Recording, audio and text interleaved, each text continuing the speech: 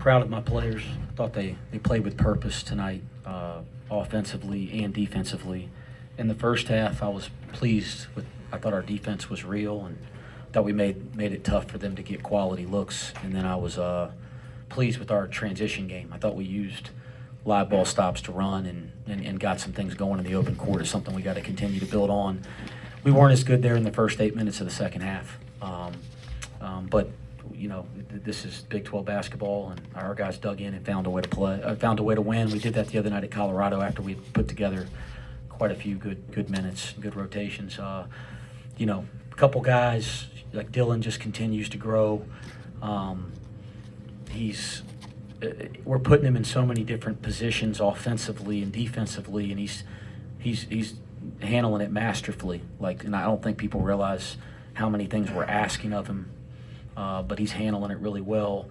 You know, CMOS seems to be back in a good rhythm, which is really important. We're doing a better job of putting guys in position. I think they'll all benefit from that. I think we're close to getting more production from a scoring standpoint out of Aziz. I think we're close. I think it's, you know, I think a lot of the things we're doing offensively, we have to make it easier on our players by how everybody executes and does their job. When the 5 guys on the floor all do their part, it gets better for everybody. We got to help. You know, I used to talk about helping teammates all the time. That was a big thing years ago. Help a teammate. We got to help each other be better offensive players. But I think we're starting to do that better, and I think Aziz is going to finally kind of break out here and get some of those easy baskets around the basket that we're accustomed to him getting. Dan, I love Dan's aggressiveness to start the game. I thought he took great shots. I thought he was aggressive. He didn't make a couple of those, but that's going to happen for him. We know how good of an offensive player. And then I'll tell you the steal that Dan got for the layup and the steal Dillon got, I thought were really important baskets there in the second half. And again, Dan made some plays in the paint. He was attacking the basket. We're putting more pressure on the rim in the paint, and I think that's something we can build on. Day was terrific for us. I know we'd like to have the turnover back in the open court, but you know, he's continuing to play well. C.J. Frederick has given us a great lift. I'm looking forward to continuing to build on that. The three-point shooting was excellent. Nobody I'm prouder of than Jizzle James. He's been dealing with illness the last couple days. He was in the training room getting an IV an hour before the game, and I thought you couldn't tell if you were watching him play, but he gutted one out tonight, and I don't think he slept in 2 or 3 days. He's been so sick, right? So I'm really, really proud of him. And then, you know, the bench, the depth we're playing 10 the last couple games. I think that has to be a key for this team to continue to grow. It makes everybody better, and we're getting more production out of Josh, AP, and Tyler, and I think we got to continue to get more out of those guys and feel more comfortable to play them deeper in games to make sure these guys are getting more rest and are more fresh. So there's my thoughts. Happy we won and ready to prepare for the next one. Dan, how much easier do things get for everybody when Jizzle and CMOS just get going a little bit? How much does it open things up because the defense then has to kind of adjust to what 4 guys in double figures like you were able to do today? Yeah, 2 great players, and Jizzle's so good at creating a domino, coming off a ball screen, 2 coming to him, kicking out for somebody to shoot, and so it drags the defense to them, and it opens up shots for other people. And same with CMOS. You know, CMOS coming off screens because he's such an elite shooter, has 2 players running him or people trying to run him off the line, so he drags people to come to him, and then other people get open. So them doing their jobs like they did tonight helps a lot of the team.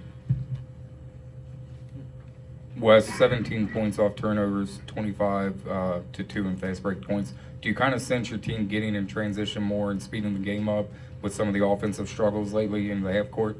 It's been an emphasis, and we got to keep getting better at it. Dillon, Coach kind of talked about asking you to do new things, adjust your game a little bit. What's it been like to be a third-year player that's been tasked with that, and how have you seen the growth process go?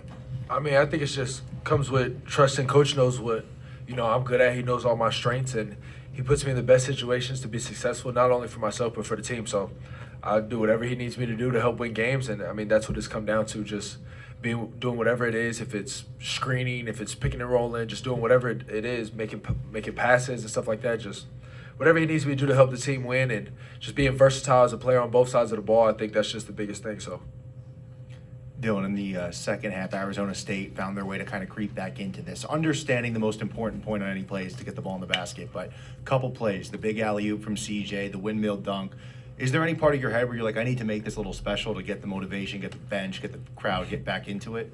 Yes, I mean, sometimes I know, like, my biggest thing on defense is we talk about denying the ball, pushing catches out. So sometimes I could read where it's a little pass going, and I feel like I could maybe jump the pass. So those are times, but I think it came down to just executing down the stretch with the plays we run, like the alley-oop we ran.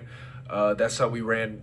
We didn't run that at all, and then we ran it down the stretch. So I think it just came down to executing, playing hard to the last minute, the last whistle. And I think once we do that every time and just continue to execute down the stretch, we'll put ourselves in good positions.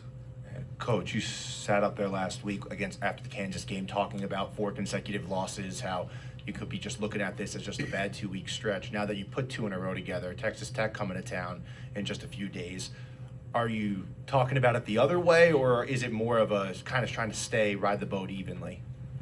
I'm not talking about anything. We're going to break here. Staff's going to go start working on Texas Tech, and we got another very, very difficult game in the Big 12 we have to prepare for. Let's get better tomorrow, and let's prepare to play another basketball game. You guys had a scoring drought of 8 minutes and 8 seconds. Are you aware of that when you're on the court?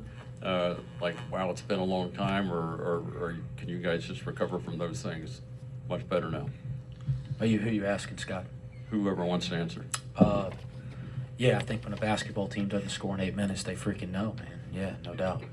I can tell you the coaches know, but you know, you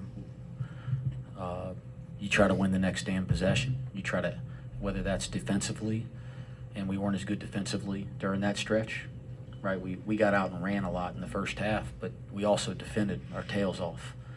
And that stretch in the second half, we didn't do a whole lot of things well. Didn't rebound well, didn't snatch the ball well, didn't get the loose balls well. So you just try to win the damn next possession, and then everybody do their job on offense and let these guys be the players they are. And I think everybody here sees in stretches that our guys are really damn good offensive players. So we'll just keep working at it. But yeah, we trust me, we know, they know. And you know, what I'd say is to our players, is, yeah, you have an 8-minute stretch, you don't score, and you damn win a Big 12 game. Keep getting it out the mud.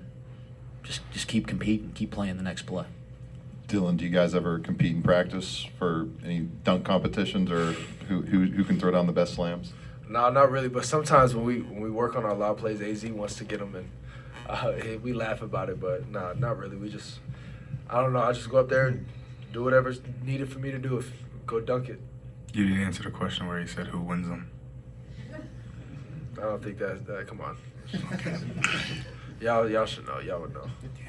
Coach Jaden Quaintance, 15 points, 14 rebounds tonight, 5 blocks as well. What stood out to him, and what kind of challenges did he present for you guys, especially as a young 17-year-old?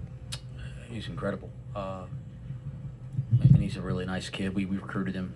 He's been on our campus a couple times.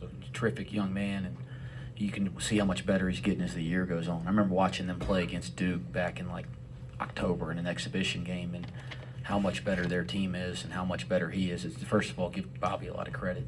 That's a really good basketball team. The thing that impresses me most is how he got every loose ball. I mean, he snatches every ball. Like that's incredible talent. And then so you know people that know how to get the ball with his size and ability to move. As his game continues to grow, he's already a very, very good player. He's going to be a great player. Coach Tyler Betsy, 5 points, saw a 3-pointer go in for the first time in a while. But it seemed like offensively, the little stuff, setting screens and being in the right place, that he's making some strides there. How important is that for him? You know, everybody looks at the 3-point shooting because he's so good at it, but the little stuff that it seems like his game is growing. Yeah, I'm really, really happy for him. I kind of knew it was a matter of time. He's a elite shooter. I think everybody in our locker room, staff, we have a ton of confidence in him, and it's not been the easiest start to conference play, but it's freshman in this league. That's hard, and he's doing a nice job starting to kind of turn the corner. I thought tonight his minutes were really impactful. There's a couple defensive plays where they're attacking him, and it happened in the Colorado game. He gets some calls, and it's close to being a great defensive play. They're calling his hands a little bit. And when you see the tape, you see what they call. So I'm not complaining about the referees, but it's like a very, very subtle thing. He's close to being a defensive impact guy, a rebounding guy at 6'9", and then obviously he has tremendous offensive gift and leverage to our offense. Like you look down, we're plus 11 in his minutes tonight. I mean, that speaks to, like, you know, his ability to impact offense. So his Tyler Betsy and Arrington Page's development throughout the course of this year is very, very important to our success as a team. And the more they can continue to grow and impact games in their stretches, the more minutes they can play, and I think that makes everybody better. Anything else? Right. Oh, Russ. Dan, you had a career high, or tied a career high with 8 free throw attempts in this game. Was it a mindset? Was it just the ability to get those loose balls and get some contact? Was there anything different with getting 8 free throw attempts in this one? I feel like us as a team, we moved the ball really, really well and had them in long closeouts and scramble situations where we drive to the basket, draw 2, kick it out, and then hit the one more, and I pump fake because I'm wide open, and they come out, run out, and I had a straight line drive lane, and a couple of those I just was aggressive going to the basket, but I wouldn't have got those situations if my teammates didn't set me up for it. Coach, you talked about Jizzle battling through the illness, getting an IV before the game. He looked good offensively tonight. The mid-range is working. Was that anything different that he did, or was it just a matter of the shots falling? It's just a matter of time with him. And you know Lid's not going to stay on it with him forever.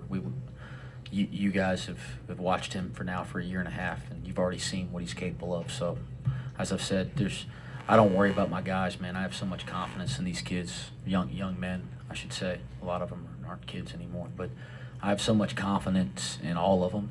We know what they're capable of, and you got to let guys play as a coach. You got to let guys play through some failure and some mistakes, and when you do that, you know, they'll start getting back to playing at the level they can. And from a shooting standpoint, the ball's going to start going in for Jizzle. You could saw the start of that tonight. For those that don't know, how crazy is the prep time? You get home from Colorado late, you got to get this game in, and then Tuesday you have a quad 1 opportunity with Texas Tech, and it's like not much time to rest. Yeah, you know, we're playing 20 games in this league right this year. I think it'll change moving forward, but playing 20 games this year in 10 weeks. No buys, lots of travel, as you know, because the league's so spread out. But if you want, so it puts a lot of stress. The travel, we got back at 3:30 in the morning from Colorado on Wednesday night, and that's a really short turnaround to play at 2 o'clock on a Saturday, and then it's a really short turnaround to play again. But I'm sure somebody will try to twist this around that I'm complaining. Everybody, they'll leave this part of the quote out for sure, but everybody in our league is doing the same thing. So I'll answer the question that that creates its own challenge on coaches and really the players. But to make a deal out of it, that it has any impact over 20 league games, everybody's doing the exact same thing in this league. So it's to me, there's no point even worrying about it because, again, it's equal, in that sense. Everybody's got to go through it. 20 league games in 10 weeks, no buys, the whole league. So if it's difficult on us, it's also difficult on Arizona State tonight. It's also difficult on Texas Tech and West Virginia, whoever else is in this same swing right now. So I'm not going to complain. I hope if you quote me that I was talking about the difficult travel, that you also say that it's not a factor because everybody's doing it. Thank you. Thanks, guys. Appreciate y'all.